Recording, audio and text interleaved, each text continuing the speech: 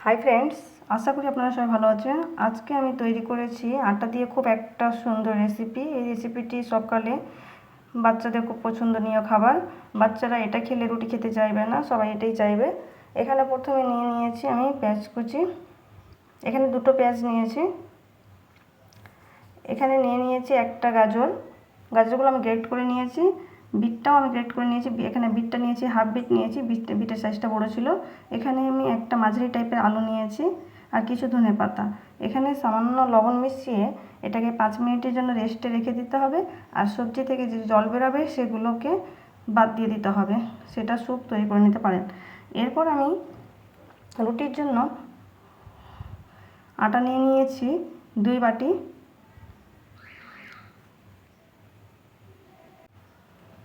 দিয়ে দিচ্ছি হাফ চামচ নুন এবং হাফ চামচ কালো জিরে দিয়ে ভালো করে জল দিয়ে যেভাবে আমরা রুটির ডো মাখি সেইভাবে মেখে নেব। আটাটাকে একটু শক্ত টাইপের মাখতে হবে। এরপর আমি যে সবজিগুলো রেস্টে রেখেছিলাম সেগুলোর মধ্যে নুন, ধনে গুঁড়ো, জিরে গুঁড়ো, শুকনো লঙ্কা গুঁড়ো দিয়ে মিক্সড করে নেব। তবে এই সবজির জলটা আমি ফেলে দিয়েছি আগে। এরপর আমি রুটি বেলে নিচ্ছি, লেচি কেটে নিচ্ছি। লেচি কাটার পরে আমি রুটি বেলে নেব। রুটিগুলো একটু বড় টাইপের হবে আর লেচিটা একটু বড় টাইপের নিয়েছি। না রুটিটা মোটাও হবে না পাতলা হবে, রুটিটা একেবারে সুন্দর করে বেলতে হবে। এখানে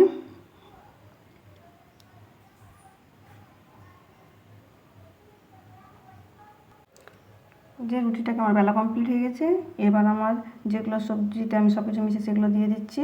এই যে মাঝখানে এভাবে করে ছড়িয়ে দিতে হবে আর সাইডের দিকে দেবেন না, না হলে করা যাবে না, গোল করা যাবে না, রোল টাইপের করা যাবে না। এই যে মাঝখানে এভাবে রেখে দিতে হবে সমস্ত সবজিগুলো। এভাবে আস্তে আস্তে করে ভাঁজ করে নিতে হবে। আস্তে আস্তে ভাঁজটা করবেন, তাড়াহুড়ো করবেন না। এরপর লাস্ট পর্যায়ে একটুখানি জল দিয়ে ভালো করে সেট আপ করে দেবেন। তারপরে ভালো করে আমি এগুলোকে একটা একটু করে হাত দিয়ে প্রেস করে দিচ্ছি। এরপর আমি ছুরির সাহায্যে নিজের পছন্দ অনুযায়ী কেটে নেব। প্রথমে সাইডটা আমি একটুখানি বাদ দিয়ে দিলাম, দিয়ে হাত দিয়ে একটু হালকা প্রেস করে দিচ্ছি। এই যেভাবে প্রেস করে দিতে হবে দুটো সাইডই। তাই এই চাকুর সাহায্যে এভাবে কেটে নিতে হবে। আপনি 3টে থেকে 4টা যে যার পছন্দ সেই অনুযায়ী কেটে নেবেন। এই যে আমার কাটা হয়ে গেছে। সাইডগুলোকে আবার আমি হাত দিয়ে প্রেস করে দিলাম যাতে বেরিয়ে না আসে পুরটা বেরিয়ে আসলে তেলের মধ্যে পড়ে যাবে, দেখতে খারাপ লাগবে। এইভাবে প্রত্যেকটা আমি করে নিচ্ছি। এখানে নিয়ে নিয়েছি হাফ বাটি ময়দা আর সামান্য লবণ দিয়ে এটা একটা জলও দিয়ে দিচ্ছি একটুখানি, দিয়ে একটুখানি বেটার তৈরি করে নেব। এটা বেশি ঘন হবে না, পাতলা হবে না। এই যে ব্যাটারটা এরকম টাইপের হবে, দেখতে পাচ্ছেন কীরকম টাইপের হয়েছে। এবার এর মধ্যে চুবিয়ে আমি একের পর এক সবগুলোকে ভেজে দেব। এখানে আমি কড়াইয়ে তেল গরম করতে বসিয়ে দিয়েছি। এটা ডিপ ফ্রাই করতে পারেন অথবা স্টিমও করে নিতে পারেন। আমি এখানে ভেজেই দেখাচ্ছি। এই যে আমি ময়দার গোলায় চুবিয়ে দিলাম।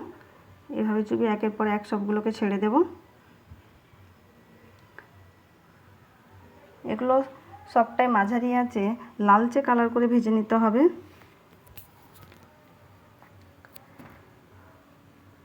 এই যে আমি উল্টে দিয়েছি, আবার উল্টে দিচ্ছি। সম্পূর্ণ লালচে কালার মাঝারি কালার হলেই তুলবেন। এই যে লালচে কালার হতে শুরু হয়ে গেছে আমার। একটুখানি আরও ভালো করে লালচে কালার করে নেব আমি। আশা করি বন্ধুরা আমার ভিডিওগুলো আপনাদেরকে ভালো লাগছে। ভালো লাগলে অবশ্যই লাইক সাবস্ক্রাইব করে পাশে থাকতে ভুলবেন না। আমার এই ছোট্ট অনুরোধটুকু রাখবেন আশা করি। এই যে আমার সবগুলো তোলা হয়ে গেছে। আমি এইভাবে করে সবগুলো ভেজে নিয়েছি অফ ক্যামেরায়। এখানে ধনে চাটনি আর টমেটো সস দিয়ে আমি বাচ্চাদের দিয়ে দিয়েছি। আশা করি আপনাদের ভালো লেগেছে।